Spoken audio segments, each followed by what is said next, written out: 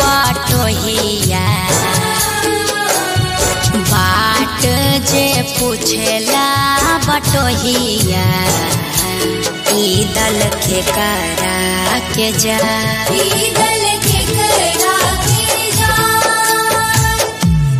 तू तया धारा हवे रे बटोहिया तू तया धारा होइबे रे बटोहिया ईदल छठी माई के जाय ईदल छठी माई के जाय का चाही बासा के बहनिया तब हम ही ना चाहता ना जाए अगीला चाहता ना जाए अगीला चाहता ना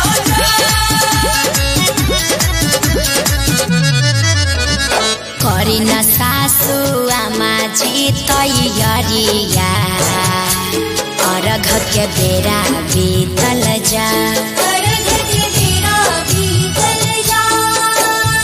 पेन्ही नारी सबके पापा पियरिया दौरा घाटे पहुँचा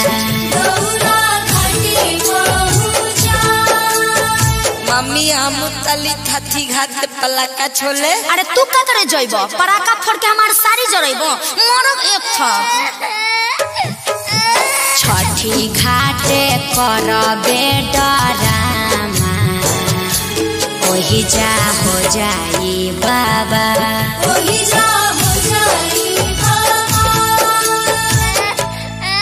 यार पापा से बोल मम्मी मारने की धमकी दे रही है पापा।